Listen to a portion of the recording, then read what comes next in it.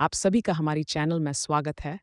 हम इस माध्यम में हिंदी कहानियाँ सुनाते हैं, तो आप सभी हमें आगे बढ़ने में मदद ज़रूर करें और चैनल को सब्सक्राइब ज़रूर करें।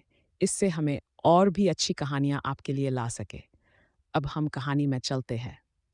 इस कहानी के लेखक हैं नीरज चतुर्वेदी। एक बहुत ही खूबसूरत गांव था जिसका नाम था बीरनगर। यहाँ सभी लोग बहुत खुशी खुशी से रहा करते। गांव में सभी कुछ अच्छा चल रहा था और इसी बीच अमेरिका से एक फैमिली अपने पुश्तैनी घर में रहने आती है। उस परिवार में पति पत्नी और उनका छोटा सा बेटा थे जो अपने हवेली में रहने आए थे।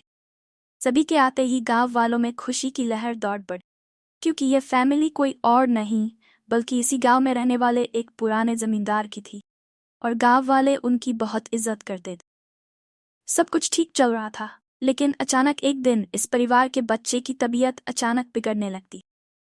तभी को लगता है मौसम का परिवर्तन हुआ होगा, लेकिन बात तो कुछ और ही थी। धीरे धीरे लड़के का चेहरा नीला पड़ने लगा। आनन फानन में परिवार ने डॉक्टर को बुलाया और डॉक्टर को भी कुछ समझ नहीं आया, तो उसने पास में ही बने एक हॉस्पिटल में उन्हें स्वास्थ्य परीक्षण के लिए आमंत्रित किया ताकि बच्चे की बीमारी का पता लगाया जा सके। परिवार ने डॉक्टर की सलाह अनुसार हॉस्पिटल जाना जरूरी समझा। सारे परीक्षण होने के बाद भी कुछ नहीं हासिल हुआ।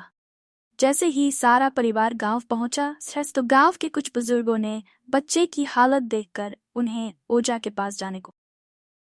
आज भी गांवों में पुराने रीति रिवाज के अनुसार झाड़ फूंक करके इलाज करने की प्रथा कायम है।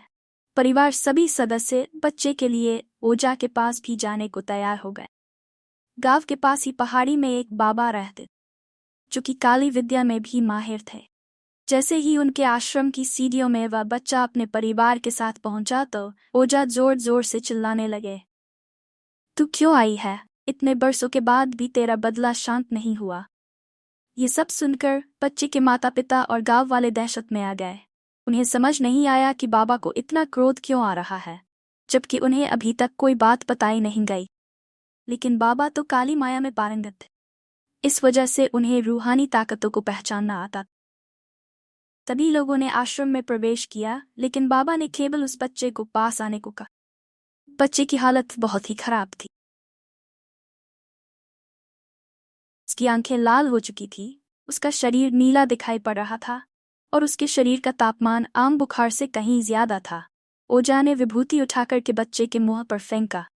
बच्चा जमीन पर लेट गया और जोर जोर से हाथ पैर हिलाने लगा। किसी को कुछ नहीं समझा रहा था कि बाबा की विभूति से क्या चमत्कार हुआ कि बच्चा अपने आप जमीन पर लेटकर ऐसी हरकतें करने लगा। तभी अचानक बच्चा अपने पैर की उंगलियों के बल खड़ा हो जाता है और बहुत ही खूंखार औरत की आवाज में ओझा को उसके पुराने नाम से बुलाया, अरे वो प्रेमनाथ, मैं तुझे नष्ट कर दूंगी। लड़के का ऐसा स्वर सुनकर उसके माँ बाप घबरा गए।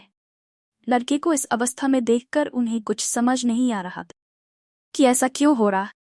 तभी ओझा ने एक मंत्र पढ़कर बच्चे को अपने काबू में किया। सारे गांव वाले ओझा से पूछने लग, बाबा ये सब क्या है? ये बच्चा ऐसा क्यों कर रहा? तभी ओझा ने बताया कि इसके अंदर कोई चुड़ैल आ चुकी है, जो कि आज सिर्फ 30 साल पहले चोरी के आरोप में जिंदा जला दी गई थी।